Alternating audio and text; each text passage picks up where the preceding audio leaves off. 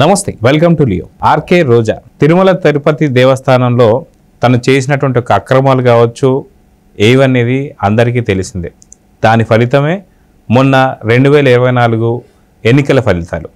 అదే కాకుండా తను ఎంత లగ్జరీస్గా మారిపోయింది. గతంలో 500 రూపాయల కోసం కోర్టు మెట్లు ఎక్కినటువంటి ఒక ఆర్కే రోజా ఇప్పుడు ఎన్ని వందల కోట్లకి అధిపతి అనేది అందరికీ తెలిసిందే. అయితే తిరుమలను అడ్డం పెట్టుకొని టికెట్లని కొల్లగొట్టినటువంటి ఒక ఆర్కే రోజా ఈరోజు తిరుమల గురించి మాట్లాడడాన్ని ఎలా చూడాలి? దీని గురించి మనతో పాటు సీనియర్ జర్నలిస్ట్ కనకదుర్గ వడ్లమణి గారు ఉన్నారు. వారిని అడిగి తెలుసుకుందాం. మేడం నమస్తే. నమస్తే అండి. మేడం, ఆర్కే రోజా తిరుమల తిరుపతి అంటే రోజా అంటే తిరుమల తిరుపతి అన్నట్టుగా చూసాం. అది కాక 2019 నుంచి 24 దాకా కొండపైన చేయకూడని అన్ని పనులు కూడా వీళ్ళు ఖచ్చితంగా చేసేసారు కాబట్టి వాళ్ళకి ఆ ఫలితం అని చెప్పేసి అందరూ కూడా భావిస్తున్నారు. 151 స్థానాల నుంచి 11 స్థానాలకు పరిమితమైన అవన్నీ కూడా కాకుండా టికెట్లు అమ్ముకోవడమే కాకుండా కొండపైన రాజకీయాలు మాట్లాడడం కాకుండా ఇవన్నీ చేసినటువంటి ఒక ఆర్కే రోజా ఈ రోజు జరిగినటువంటి ఒక సంఘటన అంటే ఇది అనుకోకుండా జరిగినటువంటి ఒక సంఘటన ఇప్పుడు దీన్ని రాజకీయంగా చేయడాన్ని, అదిగాక ఎవరైతే అధికారులు ఉన్నారో తనకి చౌదరి అనే పేరు నొక్కి వక్కానిస్తూ ఆ చౌదరి అన్న ఇంకా వీళ్ళు మారడం లేదా అంటే ఏం చెప్తారు? కాదండి, అసలు రోజా మాట్లాడడం ఏంటండి? ఇవాళ నిన్న జరిగిన సంఘటన మీద అసలు దొంగలు మాట్లాడడం ఏమిటి? అవినీతి స్కాములు చేసిన వాళ్ళు మాట్లాడటం ఏంటి? అసలు నీకు ఏం అర్హత ఉంది ఫస్ట్ మనం అడుగుతున్నాం. ఒక భూమన కరుణాకర్ రెడ్డి ప్రెస్ మీట్ పెడతాడు, ఒక అంబటి రాంబాబు ప్రెస్ మీట్ పెడతాడు, ఆర్కే రోజా గారు రెచ్చిపోతారు. రెచ్చిపోవటం కాదండి, అసలు మీరు విలేకరులు అడిగిన ప్రశ్నలకి అసలు చూసారా అసలు ఎట్లా ఆన్సర్ ఇస్తుంది, ఎంత పొగరుగా. మీరు ప్రెస్ దగ్గర అట్లా బిహేవ్ చేస్తున్నారంటే మీ క్యారెక్టర్ ఏంటో అర్థమవుతుంది కదా. ఇవాళ అల్లు అర్జున్ ప్రస్తావన తెస్తారేంటి వెంకటేశ్వర స్వామి దగ్గర? ఇప్పుట ఒక్కొక్కరికి 2 కోట్లు ఇచ్చేయాలట 6గురికి. నేను ఇక్కడ 2 విషయాలు ప్రస్తావిస్తానండి. ఒకటి, ల్యాబ్స్ పక్కన పెడితే ఇప్పుడు టికెట్ కొనుక్కోవడానికి నేను వెళ్తున్నానండి, నా బాధ్యత ఉందా లేదా? క్యూ లైన్లో నిల్చోవాల్సిన బాధ్యత నాకు ఉందా లేదా? మన నియంత్రణ మనకు ఉండాలి. ఫస్ట్ భక్తులు టికెట్లు కొనుక్కోవడానికి వెళ్ళేటప్పుడు మీరు ఒక లైన్ ఫామ్ చేసుకోండి. మీరు ఎందుకు తొడతొక్కిడికి వెళ్తారు? ప్రతిదీ పక్కవాడి మీద పడేసి అంటే మన బాధ్యత లేదా? ప్రజలుగా అన్ని అధికారులదే తప్పు, అన్ని ప్రభుత్వాందే తప్పు, లేదా చంద్రబాబు నాయుడు తప్పు, లేకపోతే ఒక బిఆర్ నాయుడు తప్పు, ఒక కలెక్టర్ తప్పు, ఒక జేఈ తప్పు, లేకపోతే జేఈఓ ఇప్పుడు ఇన్ఛార్జ్ ఈఓది తప్పు. ఈ విషయం అనే కాదు, ప్రతి దానికి ఇప్పుడు మనం సరిగా ఉండి నేను క్యూ లైన్లో వెళ్తూ ఉంటే నాకు ఏదైనా అన్యాయం జరిగితే నేను మాట్లాడే హక్కు నాకు ఉంటుంది. అది కాకుండా నాకు అవసరం, నేను టికెట్ కొనేసుకోవాలి కాదు, నేను వెళ్ళిపోవాలి, నేను టికెట్ కొనేసుకోవాలంటే ముందు రావాలి. మీకు మీరే ఒక లైన్ ఫామ్ చేసుకునే పద్ధతిని ఎందుకు అనుసరించరని ప్రజలను అడుగుతున్నా. ఇది మీరు తప్పుగా అనుకున్నా పర్వాలా. మీరు ముంబై వెళ్ళండి, ముంబైలో బస్సుల దగ్గర చూడండి, మీరు బస్ స్టాండ్లో క్యూలో ఉంటారు ఎప్పుడు. ఎవడొచ్చినా సరే ఎంతటి వాడైనా వెనకాల ఎక్కడ క్యూ లైన్ లాస్ట్లో ఎవరు లేరో అక్కడ నిల్చుంటాడు. ఇది ఇప్పుడు కాదు, నేను ఇంచుమించు నా చిన్నప్పటి నుంచి చూస్తున్నా. ఎవరు నేర్పించారు? మహారాష్ట్రియన్స్కి. వాళ్ళకి వాళ్ళు తెచ్చుకున్నారు. మనం కూడా నేర్చుకోవాలి. మనం దేవుడి దగ్గరికి వెళ్తున్నప్పుడు ఎంత పద్ధతిగా ఉండాలి మనం. పద్ధతి అనేది అంటే ఏంటి? పద్ధతి అంటే ఒక చీర కట్టేసుకుని, ఒక చుడిదార్ వేసేసుకుని, ఒక ధోవతి వేసేసుకుని, అది ఒక పద్ధతి, అది కావాలి. దానికంటే ముందు సెల్ఫ్ డిసిప్లిన్ అనేది చాలా అవసరం, స్వయం నియంత్రణ కూడా చాలా అవసరం. మీరు గమనించండి, కావాలంటే సగం తప్పు ప్రజలు అంటే నాది కూడా ఉంటుంది. నేను ఒక చోటకి వెళ్ళినప్పుడు ఫస్ట్ నేను ఓపికగా వెళ్ళాలి అనేది నేర్చుకోవాలి. ఓపిక లేకపోతే, ఓర్పు లేకపోతే మనం ఎక్కడికి వెళ్ళొద్దు, పిలిగ్రిమేజ్కి వెళ్ళొద్దు. మీరు అమెరికా వెళ్తారండి, వాడి సిస్టమ్ ప్రకారం మీరు పనిచేస్తున్నారా, మీ ప్రకారం వాళ్ళు పనిచేస్తారా? అక్కడ చచ్చినట్టు నోరు మూసుకుని మనం వాడు చెప్పిన ప్రకారం చేసి, మీరు గమనించండి, అమెరికా వెళ్ళేటప్పుడు ఉండే సిస్టమ్స్ వేరు, అమెరికా నుంచి ఇక్కడ ఎయిర్పోర్ట్లో దిగిన వెంటనే మన ఇండియన్ బుద్ధులు వచ్చేస్తాయి మనకి. మీరు గమనించండి కావాలంటే. వాడు ఇంకా వచ్చేసి ఇంకా పోజులు ఇచ్చేసి అక్కడ క్యూ లైన్ వాడు తోసేసుకుంటూ ముందుకు వెళ్ళిపోయి, నేను అబ్జర్వ్ చేశాక చెప్తాను, ఈ ఇండియన్ సైకాలజీ మారాలి. నువ్వు అమెరికాలో ఉన్నా అమలాపురంలో ఉన్నా ఒకే పద్ధతిలో ఉండు. నేను అది చెప్తానండి. ఇవాళ రోజా అన్న ఆవిడ ఒక ప్రెస్ మీట్ పెట్టేసి వెంకన్న చౌదరి, ఎందుకో చౌదరి మీద అంత స్ట్రెస్, నువ్వెందుకు స్ట్రెస్ ఫీల్ అవుతున్నావు? మీరు చూసారా ఎంత స్ట్రెస్ ఫీల్ అయిపోతుంది ఆవిడ పాపం. సుబ్బారెడ్డి బ్రహ్మాండంగా చేశాడు, ధర్మారెడ్డి బ్రహ్మాండంగా చేశాడు, కల్తీ లడ్డు లేనే లేదు. చంద్రబాబు నాయుడు కోసం మొత్తం పోలీస్ బెటాలియన్ అంతా వైజాగ్ వెళ్ళిపోయింది. నువ్వు చూసావా అని అడుగుతున్నారు రోజాని. ఎందుకు మాట్లాడతారండి? మీకు ఇవాళ ఒక అవకాశం దొరికిందని మాట్లాడకండి. ఇప్పుడు ఫస్ట్ అపోజిషన్ కాదు, లేదు అధికార పక్షం కాదు, ప్రజలని రెచ్చగొట్టే మాటలు మాట్లాడద్దు. ఫస్ట్ మనం నేర్చుకోవాల్సింది అది. నువ్వు రాజకీయ నాయకురాలివి, నువ్వు చేయాల్సిన పని ఏంటి? ఓకే, దెబ్బలు తగిలాయా, వాళ్ళకి వైద్యం అందిందా లేదా, లేకపోతే నేను వెళ్ళాలా, నువ్వు వెళ్ళు, తప్పులేదు. నువ్వు కూడా రాజకీయ నాయకురాలివే.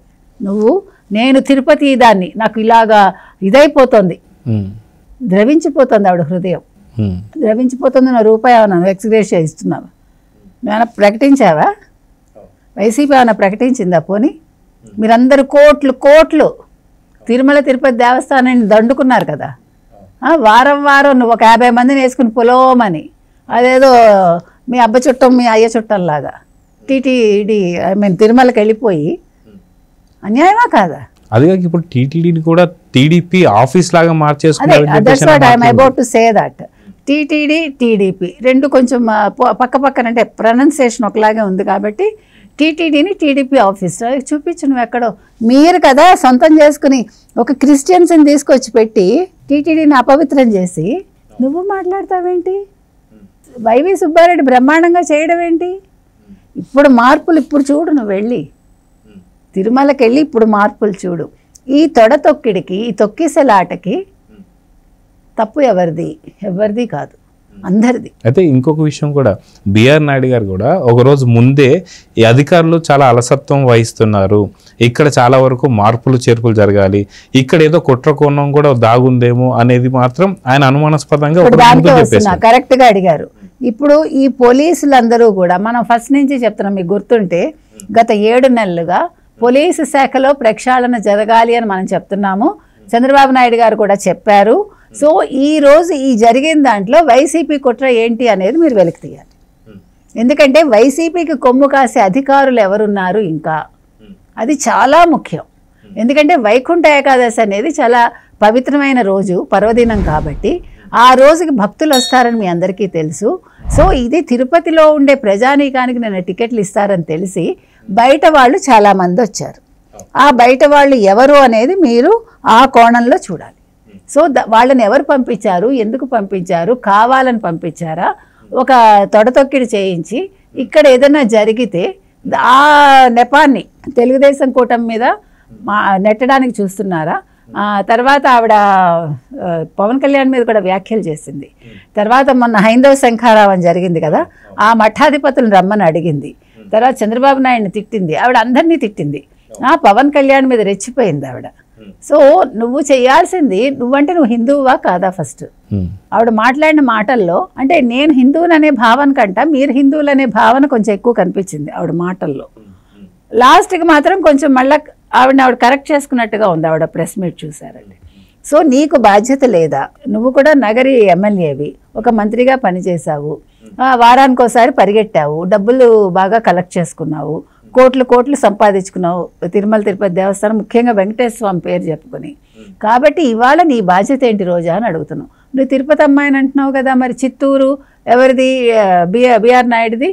కుప్పం చంద్రబాబు నాయుడుది. అంటే చంద్రబాబు నాయుడు ఇక్కడ పాలన చేస్తాడా, కుప్పంలో కూర్చుంటాడా? ఆయన వెళ్ళి టికెట్లు అమ్ముతాడా కౌంటర్లో కూర్చుని ఒక ముఖ్యమంత్రి? అయితే ఇదే విషయంపై ఏపీ ప్రజలు కొంత అనుమానాలు అయితే రేకెడుతున్నారు. అదేంటి అంటే, ఏదైతే ఎన్నికలు జరిగిన తర్వాత బ్రహ్మోత్సవాల టైంలో ఖచ్చితంగా విష సర్పాలని కానీ వాటన్నింటినీ వదిలి తొక్కిసలాట చేయించాలని చెప్పేసి అయితే అనుకున్నది. ఏదైతే ఇంటెలిజెన్సీ డిపార్ట్మెంట్ ఉంటుందో అదే టైంలో రిపోర్ట్స్ ఇచ్చి ఖచ్చితంగా ఇక్కడ కొంత కుట్రకోణం జరగబోతుందని చెప్పి అనుకున్నాం. సో అది అప్పుడు జరపాల్సింది కాస్త పోస్ట్ పోన్ ఇప్పుడు జరిపారా అని చెప్పేసి అంటే ఏమంటారు? బిఆర్ నాయుడు గారు అన్నారు కొంచెం జాగ్రత్తగా ఉండాలి, ఏదో జరగబోతోందని నాకు అనిపిస్తోంది, నాకు తెలుస్తోంది అన్నారు కదా. సో ఏదో వాళ్ళకి సమాచారం వచ్చి ఉంటుంది, కానీ ఇలా జరుగుతుందని ఎవరు ఊహించరు కదండి. అంటే ఖచ్చితంగా దీని వెనకాల వైసీపీ కుట్రకోణం అయితే ఉంది. ఆ రోజు పావులు వదలాలని అనుకున్నారు వాళ్ళు, అది జరగలేదు. దాని మీద మనం కూడా మాట్లాడాము అప్పుడు. సో ఇప్పుడు మనం ఆలోచించాల్సింది ఏంటంటేనండి, ఈ ఒక్క ఇన్సిడెంట్ గురించి కాకుండా ఓవరాల్గా తిరుమల గురించి మా అందరూ కూడా, అంటే ముఖ్యంగా తెలుగుదేశం కూటమి పట్టించుకోవాలి. ఎందుకంటే ఎవరి ప్రాణాలకు ఏం ముప్పు వీళ్ళు వాటిల్లేలా చేస్తారో, తర్వాత తిరుమల తిరుపతి పవిత్రతను ఏ రకంగా వీళ్ళు ధ్వంసం చేయబోతున్నారు. అంటే ఇప్పుడు ఆవిడ ఏమంటోందంటే ఈ రకంగా చేసేసి తిరుమలకి ఎవరూ రాకుండా భక్తులు చేయడానికి చూస్తున్నారని. అది తెలుగుదేశం కూటమి కాదు చూస్తున్నది, వైసీపీ చూస్తోంది. ఇప్పుడు వైసీపీకి బాధ ఏంటంటే, మీరు గమనించారంటే భక్తులు చాలా తొందరగా వెళ్ళి దర్శనం చేసుకుని వచ్చేస్తున్నారు. అది కాక మారిపోయాయి. రోజాకు కూడా అప్పట్లో ఉన్న టికెట్లు ఏదైతే ఉందో, టికెట్ నుంచి దందుకున్న డబ్బులు ఏవైతే ఉన్నాయో ఇప్పుడు రావట్లేదు. మరి ఇప్పుడు పాపం కట్ అయిపోయాయి అన్నీ. ఇప్పుడు ఆవిడకి బొక్కసరి నిండట్లా, అందుకని ఆవిడ బాధ. ఇప్పుడు అన్నీ కలిపి వీళ్ళు ప్రెస్ మీట్లు పెట్టి రెచ్చిపోతున్నారు. ఇప్పుడు అల్లు అర్జున్కి మీద పడుతున్నారు. అంటే అల్లు అర్జున్ మీద పడ్డం అంటే ఏదో ఓన్ చేసుకోవడానికి ప్రయత్నిస్తున్నారు. ఇప్పుడు అల్లు అర్జున్ ఇష్యూ మనకెందుకు, తొక్కిసలాట సినిమా థియేటర్ అది వేరు, ఇది వేరు. ఇది యాక్చువల్గా వీళ్ళ తప్పు కూడా ఉంది, ప్రజల తప్పు కూడా ఉందండి.